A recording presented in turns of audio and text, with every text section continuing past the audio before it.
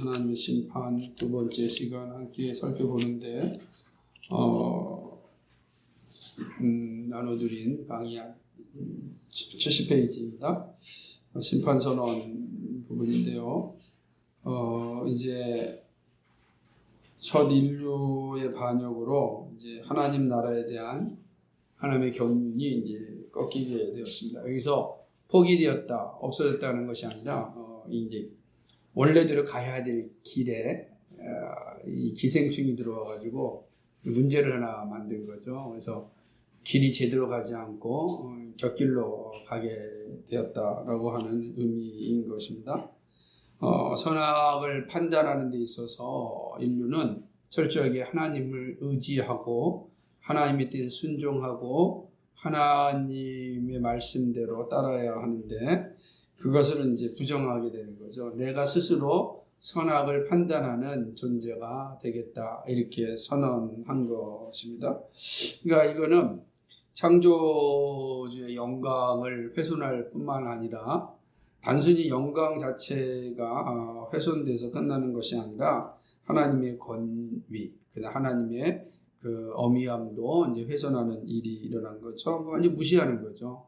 하나님을 무시하는 것처럼 참 끔찍한 죄가 어디 있겠습니까? 너희들이 하나님을 무시하는 자가 된 것이죠. 그러면 원래는 하나님께서 우리를 자녀로 삼아 주실 때는 그 조건이 하나님을 온전히 영화롭게 하고 하나님께 순종하며 살아가는 건데 인간이 하나님의 그 권세를 부정하고 그리고 무시하고 저항한다면 더 이상 그는 하나님의 백성으로서 그 자리에 있을 수가 없는 것이죠. 그러니까 스스로 하나님 백성 되기를 포기한 것, 그것이 바로 죄다라고 하는 것입니다. 그러니까 하나님 백성 되기를 거부하였으니 하나님도 그 백성을 이제 잃게 된 것 아니겠습니까? 잃게 된 것입니다. 그러니까 참 하나님이 주신 그 거룩함을 이 아담과 하와가 정말 땅에 내동댕이 친 거죠. 참 인류 역사에 참 슬프고 가슴 아픈 일이 이제 일어난 것입니다. 그러면 이제 하나님께서 이들에게 어떻게 하셔야겠습니까? 말씀하신 대로 심판하시고 그들을 지면에서 없애버려야 합니다. 그것이 하나님의 공의에 합당한 것이 아니겠습니까? 그런데 하나님께서 보시면 심판을 선언하셔도 그들을 범죄대로 죄악 그대로 갚는 것을 기뻐하지 않으셨다라고 하는 것을 이제 보게 되는 것입니다. 하나님은 자신의 법대로 대하기를 기뻐하지 아니하시고 언약의 하나님으로 행하기로 이제 작정하시는 것입니다. 만약에 하나님께서 이 법대로 되어였다면 인류는 더 이상 존재할 수 없었을 것입니다. 그런데 하나님께서 언약으로 아담과 하와를 대하셨고 그들을 돌이켜 다시금 하나님 백성 삼기로 결정하셨습니다. 물론 이것이 구원 협약 가운데 있었던 내용입니다. 타락하였을 때 하나님은 그들을 다시금 돌이켜 하나님의 자녀로 삼으신다는 것이죠. 그러나 유혹자는 그 죄의 매개체가 되었으니 그는 형벌을 받아야 되는 것입니다. 그러나 그렇다고 해서 유혹자를 전부 다 멸절한 것이 아니라 왜냐하면 그러니까 네 발로 다녔던 뱀이 결국은 이제 발이 사라지고 배로 다니게 되는, 그래서 모든 짐승들 가운데서 가장 저주받은 존재로 낙인찍힌 이런 존재예요. 지금도 뭐 우리가 뱀 좋아하는 사람이 몇 사람 되겠습니까? 우리 가운데 뱀 좋아하는 사람 몇 사람 되겠어요? 좋아하는 사람 있죠. 여기다 뭐기도 걸고 다니는 사람들이죠. 몇 사람 안 되거든요. 일반적으로 뱀에 대해서는 다들 싫어하죠. 그러니까 뱀은 참 부끄러운 존재로 이제 나락으로 떨어졌죠. 그러나 멸절시키지는 않았다. 그러나 궁극적으로는 이제 하나님 심판 안에 있게 될 것입니다. 구주에 의하여 그 구원이 이루어지면 유혹자 원수는 더 이상 창조 세계의 자리가 없을 것을 하나님 이제 선언하신 것이죠. 그래서 이 뱀이라고 하는 사단을 상징하는 이 뱀의 모습을 통하여서 하나님께서 이 사단을 어떻게 다스린다, 어떻게 심판하신다라는 것을 분명히 보여주고 있는 겁니다. 하나님을 대적하는 자들에 대한 하나님의 심판은 명확하기 때문에 그런 것이죠. 하나님께서 범죄한 인류를 향하여서 심판을 즉각적으로 하지 않고 유보하셨고 그들에게 구원의 길을 다시 알려주셨다라고 하는 것입니다.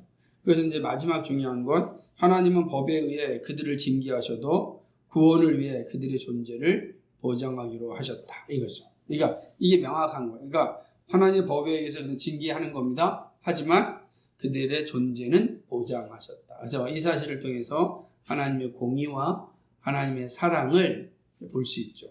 그래서 오늘 우리가 존재하는 것도 그 하나님의 공의와 하나님의 사랑의 그 열매들이다라고 할 수가 있는 것입니다. 그럼 하나님이 심판 선언한 것을 차근차근 한번 살펴보겠습니다. 그러니까 존재를 보장하셨지만 그러나 심판을 선언하셨단 말이에요.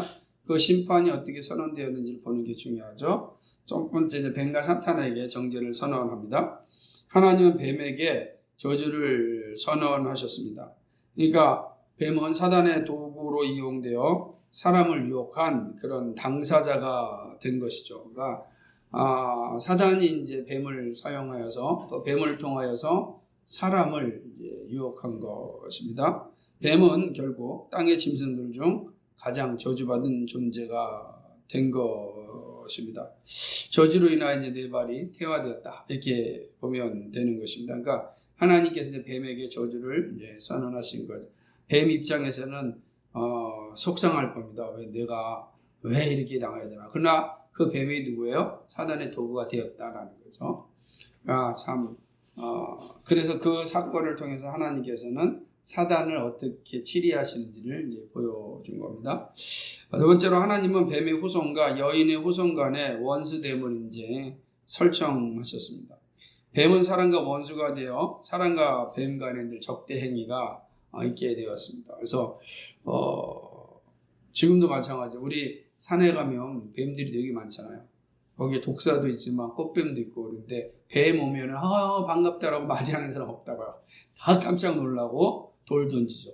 뱀 나타나면 돌 던져요.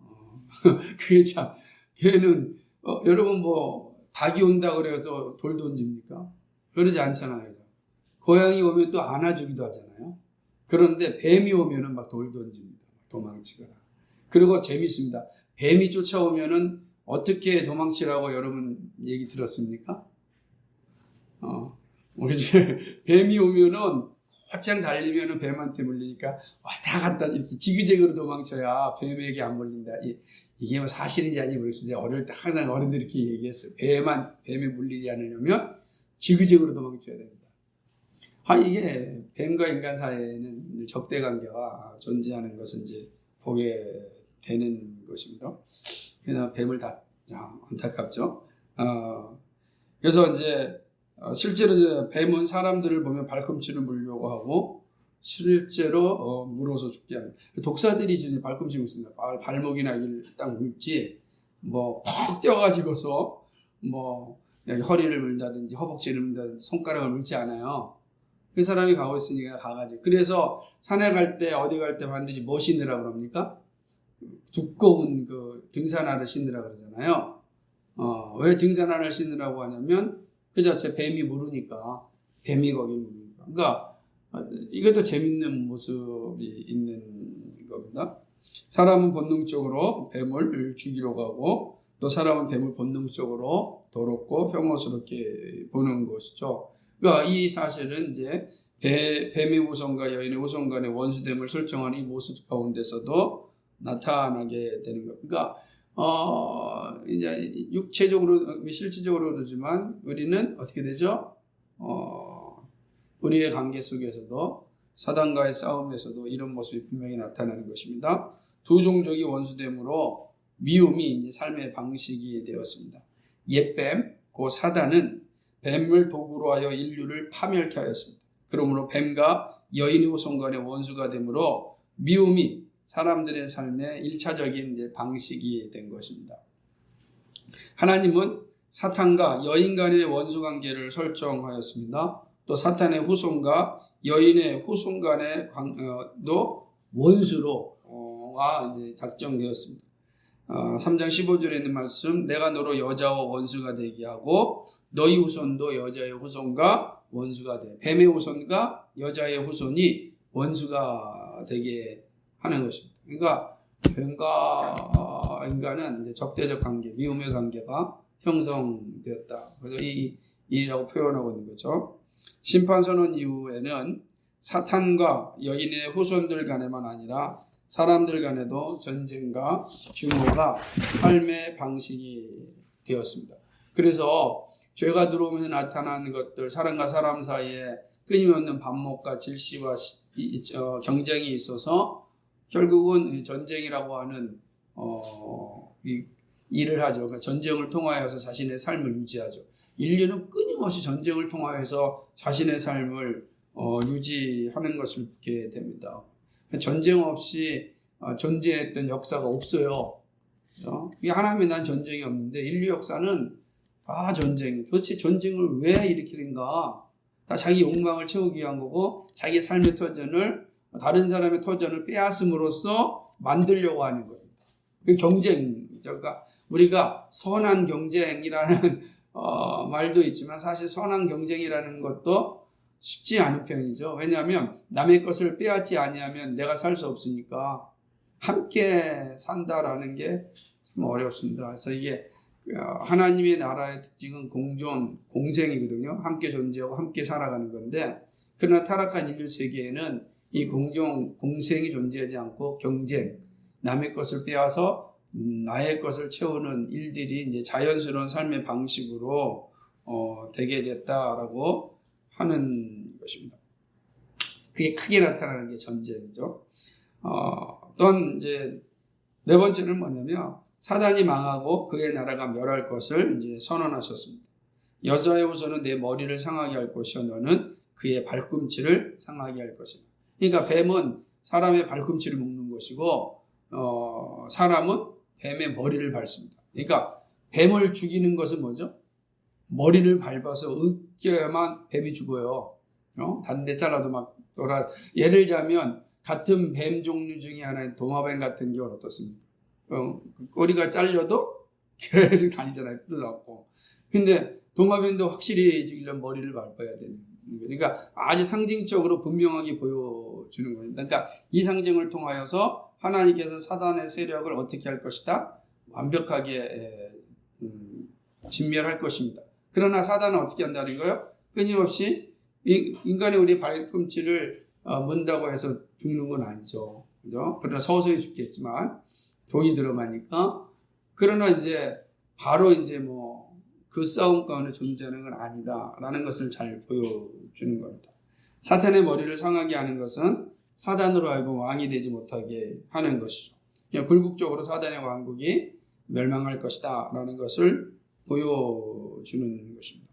왜냐하면 사단이 뱀을 통하여서 아담과 하와를 멸망시켰던 이유 중에 하나가 뭐냐면 아담과 하와가 하나님의 자리를 차지하게끔 하는 거였잖아요. 그리고 아담과 하와가 하나님의 자리를 차지하면 그 아담과 하와를 조종하였던 사단이 상왕이 되는 거죠. 그래서 자기 왕국을 만드는 거예요.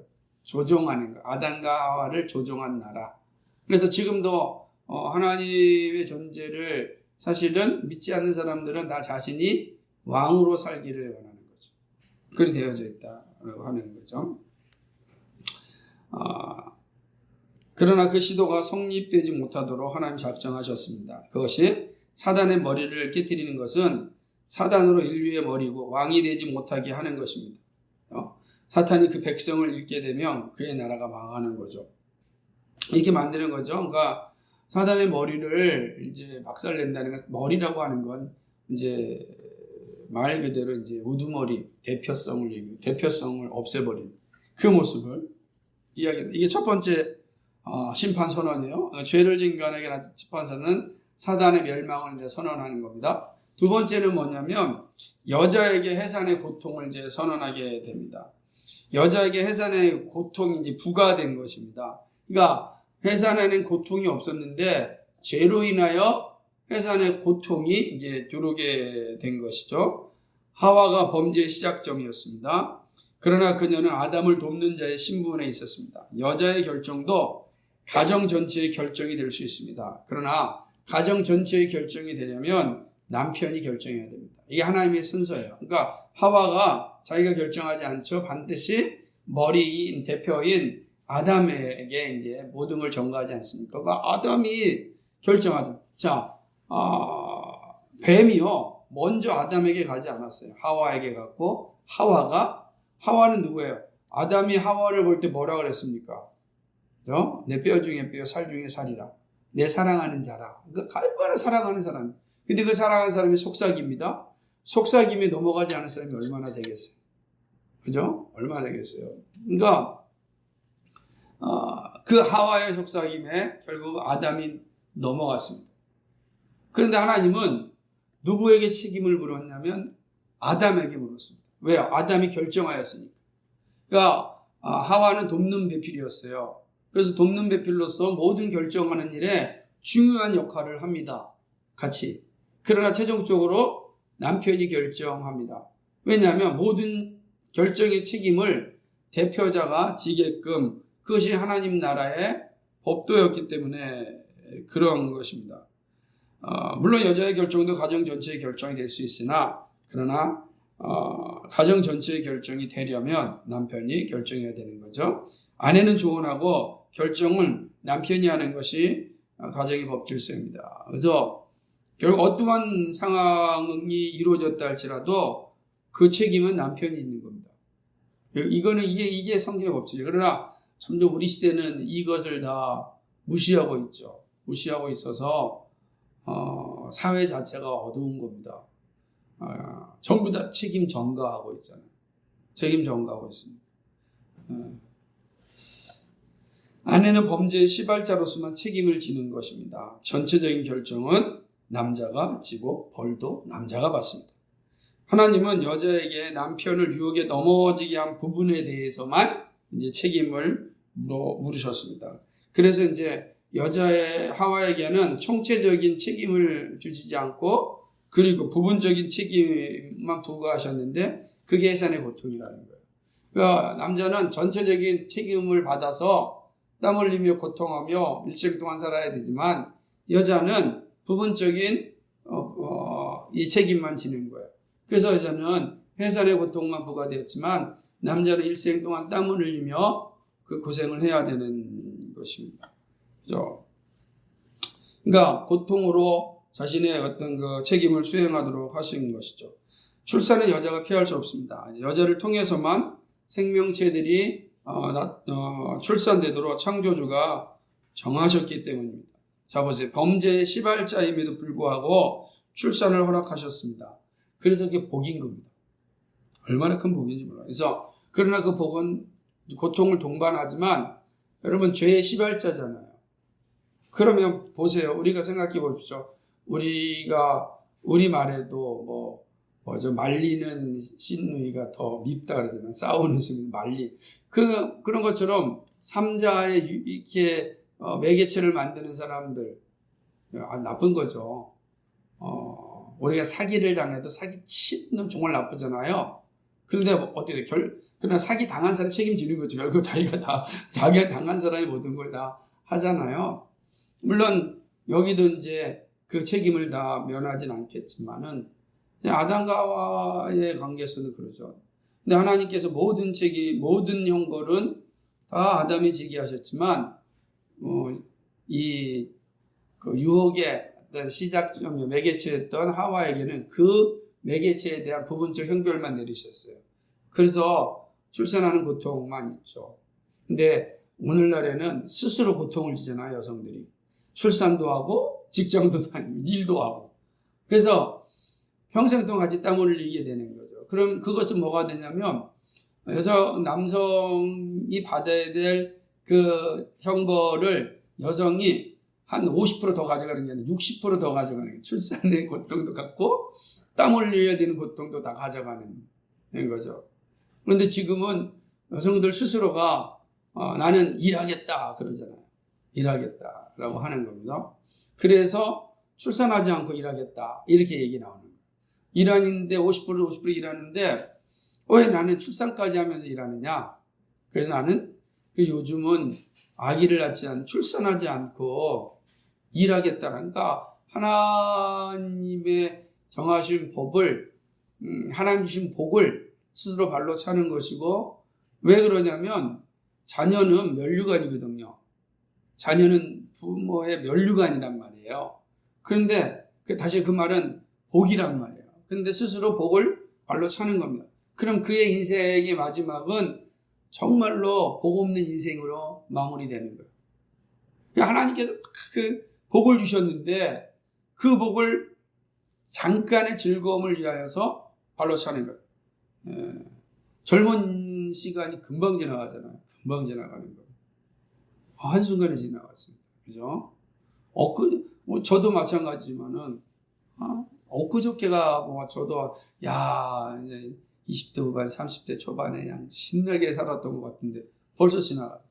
우리 하기순 선생 어떻겠어요? 그죠? 옛날이여가 저절로 나오는 시간들 아닙니까? 그런데 지금, 자녀가 없다고 생각해 보십시오. 참 씁쓸한 겁니다. 그러니까 자꾸만 자녀가 없으니까 강아지와 고양이에 의존해 사는 거죠. 근데 강아지와 공아지가 아니라 고양이는 나에게 그냥 외로움만 위로해 주는 거죠. 외로움만을 위로해 줄 수 있지만 우리 인격체잖아요. 인격적인 만족을 못 준단 말이에요. 인격적인 만족. 결코 복을 누리는 것이 아니다라고 하는 것입니다. 그래서 출산은 복이다. 물론 고통을 동반하지만 출산은 복인 겁니다. 그래서 어쨌든 이제 자녀 다 낳으신 분들 말고 우리 청년들은 정말 하나님 결혼해서 3명 이상은 꼭 낳을 수 있는 그 마음의 준비도 하고 몸도 만들고 그렇게 해야 돼요. 그래서 정말 건강한 가정을 세워가요. 처음 이게 아이들 초창기 어릴 때 키우는 게 힘들고 어려워요. 안 힘든 게 없어요.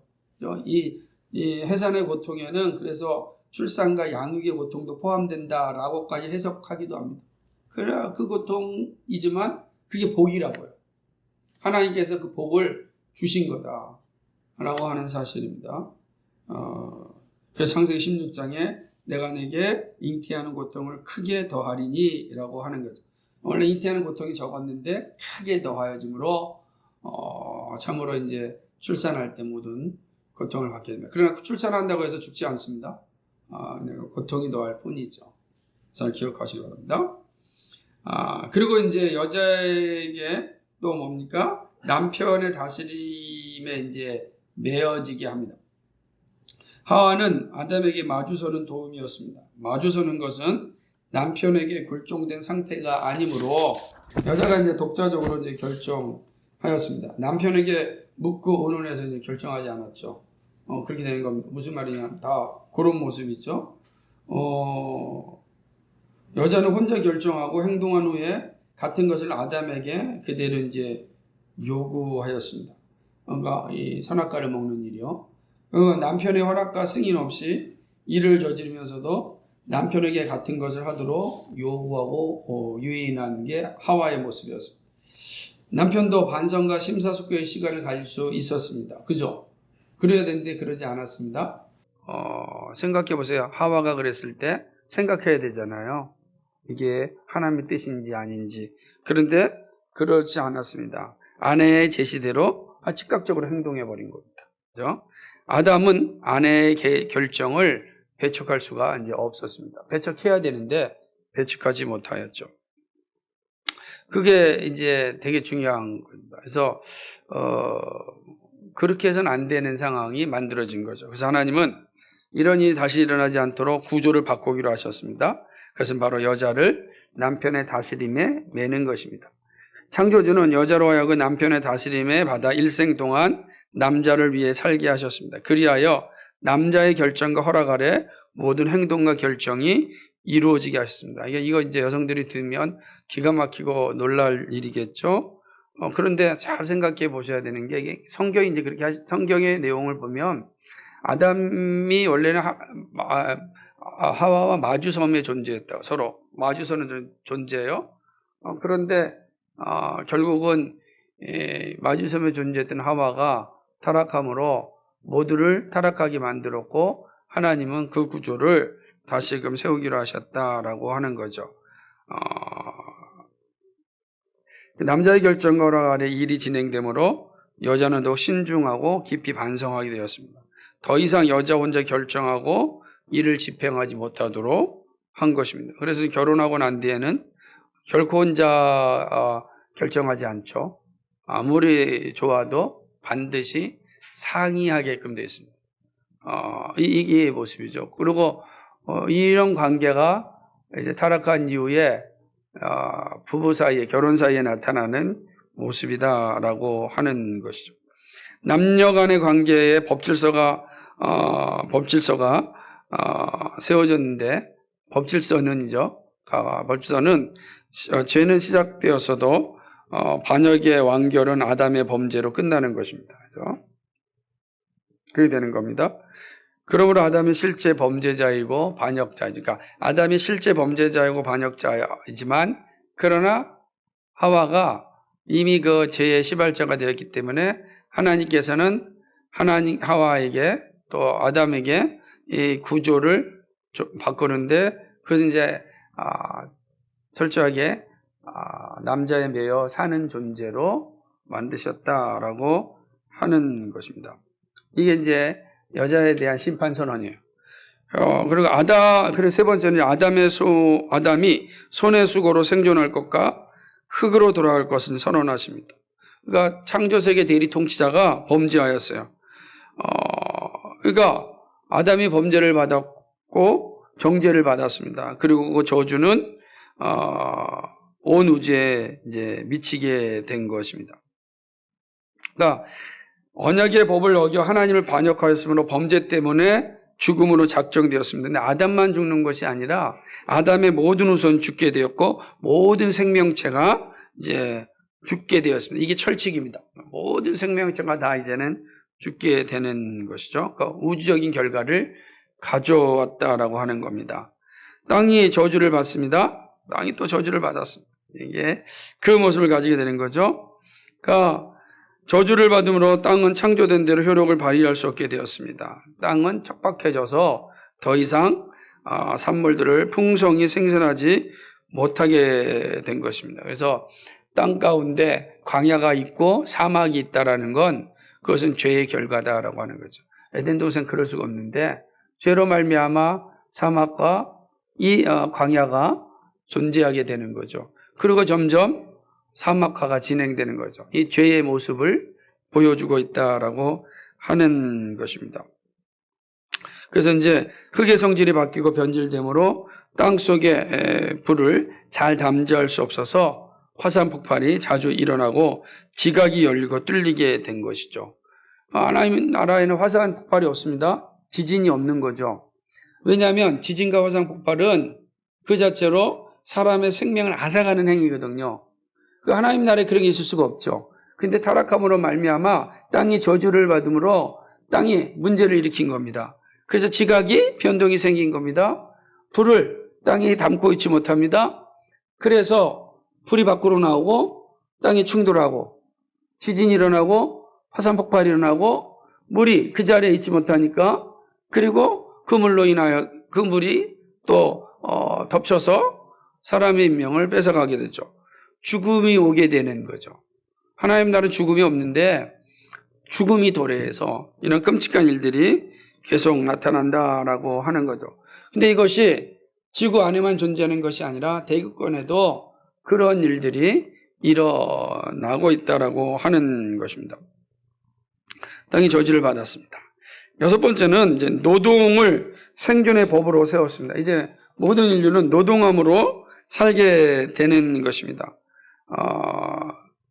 이제 이 온날의 반역 가운데 이 아담은 이제 존재하게 되는 것이고 땅이 저주를 받았습니다. 풍성한 생산이 이루어질 수 없게 됐죠. 그러므로 동상에 수없이 많은 그 채소들도 있고 먹을 것이 풍성했는데 죄로 말미암아 이런 것들이 무너지게 되는 것입니다. 풍성하게 나지 못하는 거야. 그리고 그 땅이 가시덤불과 엉겅퀴가 만연되게 되는 거죠. 그런 뭡니까? 덤불과 엉겅퀴를 제거하지 아니하면 과실과 채소와 곡식이 나올 수가 없는 거죠. 그럼 아담이 하는 일이 뭡니까? 가시와 가시덤불과 엉겅퀴를 제거하는 거, 노동하는 겁니다. 제거하고 거기에 채소를 심어야 되는 거예요. 과일을 심어서 그것들이 잘 날 수 있도록 해야 하는 것이죠. 여러분 생각해 보세요. 가시덤불과 엉겅퀴가 있으면 원래 있던 그 과실나무들이, 원래 있던 채소들이 풍성하게 나지 못하는 거예요. 풍성하게 나지 못한다는 것은 무슨 의미입니까? 먹을 양식이 부족하다는 겁니다. 부족하면 인간이 병들게 돼 있어요. 그러니까 이 병듦을 회복하고 정상적인 생활을 하려면 양식이 풍족해야 돼요. 양식이 풍족하게 하려면 가시덤불과 엉겅퀴를 제거하고 거기에 식물을 심어야 되는 거죠. 그 일을 누가 합니까? 그 일을 아담이 하는 겁니다. 아담이 하는 거죠. 자, 그러면 아담이 타락 전에는 노동이 없었는데, 노동이 있었어요. 그러나 그 노동은 즐겁고 행복한 노동이었다고요. 풍족한 것을 먹을 수 있는 노동이에요. 누릴 수 있는 노동인데, 이제 타락한 이후에는 땀을 흘려야 돼요. 고통이 수반되는 그런 노동이 있는 거예요. 그래서 우리가 다 노동하는 것도 그런 죄의 결과로서 우리가 이 땅이 풍족하지 못하기 때문에 자급자족이 된다면 얼마나 좋겠어요. 자급자족이 되지 않으니까 우리는 노동을 해야 되는 겁니다. 노동을 해서 살잖아요. 자, 우리나라에 석유가 나옵니까? 석유가 안 나와요. 석유가 안 나오는데 석유를 엄청 쓰잖아요. 그러니까 석유를 수입해야 되니까 수입하려면 그 수입 대금을 줘야 되잖아요. 대금을 주기 위해서 우리는 우리 나름대로 노동을, 시장을 만들어 가야 되는 겁니다. 그것이 타락으로 말미암아 나타난 모습이다라고 하는 것이죠. 사람은 이제 땀 흘려 수고해야 자기의 삶을 살 수 있게끔 정해졌습니다. 그때에만 사람이 자기 삶을 바로 살 수 있는 거죠. 이것을 의라 그러는 겁니다. 자기 노동을 해서 자기 땀 흘려서 자기를 잘하는 거. 그러므로 너희 뭐죠? 일하기 싫은 자는 먹지도 말라는 거죠. 의롭기 때문에 그렇습니다. 자기 삶을 자기가 책임지는 사람 말이 장수할 수 있습니다. 그러니까 게으른 자들은 결코 장수할 수가 없는 거죠. 사람들이 자기 일터를 가지고 사는 사회가 건강하고 바른 사회다라고 하는 거죠. 그래서 이제 이런 사회에서 창조의 개발이 이루어지는 겁니다. 사람들이 자기의 의식주 문제를 해결했기 때문에 창조를 개발하는 일을 할 수 있게 된 거죠. 의식주가 해결되지 않고서는 문화를 만들어낼 수가 없어요. 우리가 문화가 만들기 전에 우리 농촌 시대가 있었잖아요. 농촌 시대가 있고 산업 시대가 있는 거죠. 농촌 시대라고 하는 게 뭐냐면 자급자족의 시대를 의미하는 거예요. 의식주의 문제가 해결되니까 그 다음부터는 문화를 생각하고 개발을 이뤄가는 거죠. 이런 과정을 사실은 아담에게 맡긴 거죠. 그는 그래서 땀을 흘려서 그 일을 하게 되는, 이게 심판의 결과죠. 안타깝죠? 그리고 세 번째, 흙으로 돌아가 해체될 걸 선언합니다. 하나님은 언약 체결 시에 계명을 범하여 반역을 일으키면 죽을 것이라고 선언하셨습니다. 이 중요한 겁니다. 근데 사람이 되면 인격체가 됨을 말하는데 인격체는 해체되지 않습니다. 인격체 자체는 해체되지 않는 거예요. 근데 범죄함으로 사람의 인격이 하나님을 상실하였습니다. 사람이 이제 하나님 상실한 그런 존재가 된 거죠. 인격의 중심이고 방향이며 목표인 하나님을 상실함으로 영혼이 육체와 분리하여 죽을 수밖에 없게 된 거죠. 이제 인간에게 죽음이 들어온 겁니다. 그러니까 예를 들면 인격체가 해체되지 않는 거예요. 그것이 바로 아담의 모습이었단 말이에요. 근데 그가 언약을 지키고 유지되면 영원히 사는 삶이 주어졌는데 결국은 죄로 말미암아 그의 영혼이 분리되어지는, 육체가 영혼이 분리되어지는 죽음이 들어왔습니다. 자, 그러니까 아담이 창조되었을 때는 영혼과 육체가 하나로 완전하게 연합하여 산혼이 되었습니다. 그러니까 육체라기보다는 영혼이고 영이었습니다. 그러니까 아담이 존재할 때는 마치 그런 정도의 모습이었다라고 하는 것입니다. 그러나 범죄하여 인격의 중심에 하나님을 상실함으로 흙의 모양으로 돌아갔습니다. 즉 육신이 되었습니다. 완전 육신이 되었다. 이게 되게 아주 오묘한 장면입니다. 잘 이해하셔야 됩니다. 그러니까 흙은 언제나 분리되고 해체될 수 있습니다. 아담은 흙으로 만들어졌습니다. 흙은 물을 가하면 해체됩니다. 하나님을 상실하면 사람은 인격체이기보다는 흙이 되는 거예요. 하나님이 있을 때, 하나님의 형상으로 존재할 인격체일 때 그는 인격체로 존재하지만 그 안에 하나님이 상실하게 되면 그는 그냥 육신이 되는 거죠. 흙이다라고 하는 거죠. 하나님은 아담이 흙이 되고 해체될 것을 선언하였습니다. 그러나 흙으로 돌아가 해체되는 것을 당장 집행한 것은 아니고 땀 흘려 수고하다가 죽게 하신 것을 그의 일생에 허용하신 것입니다. 그러니까 그래도 복이죠. 그러니까 당장 해체하지 않고 시간을 줬다라는 것은 복이다라고 하는 것입니다. 하나님은 언약책일시 선언하신 사형 집행을 당장 시행하지 않으셨습니다. 그러나 죽어서 해체될 것을 선언하시므로 죽음의 법을 인류 사이의 법으로 확정하셨습니다.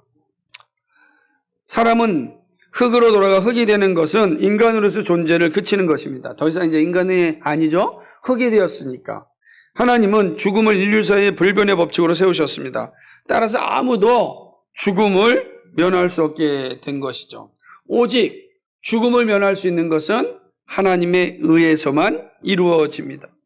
죽음은 반역죄에 대한 형벌로 도입되었고 부과되었습니다. 그러므로 죽음이 폐기되고 철폐되려면 이 죄가 해소되고 제거되어야 되는 거죠. 그러니까 죄로 말미암아 죽음이 들어왔기 때문에 죽음이 없어지려면 죽음의 원인이었던 죄가 없어져야 돼요.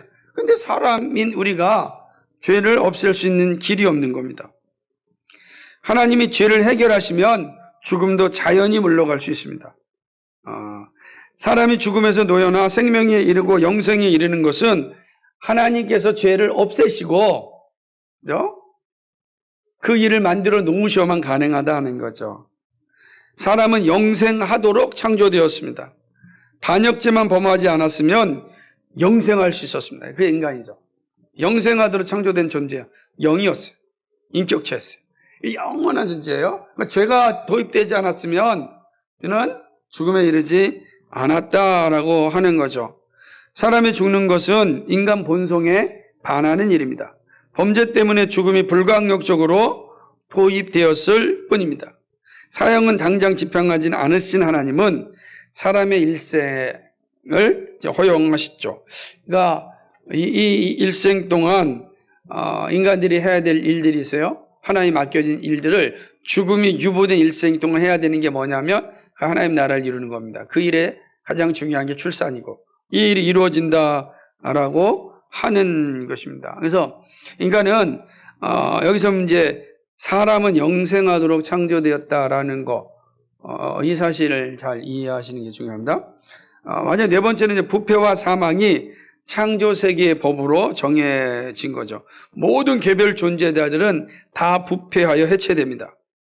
그러니까 모든 만물이 다 허무한 데 굴복한다는 말씀의 뜻이에요. 다 부패하여 해체되니까 허무한 데 굴복하는 거예요. 얼마나 허무하겠어요. 이게 우리가 열심히 준비했는데 흙으로 간다. 여러분 생각해 보세요.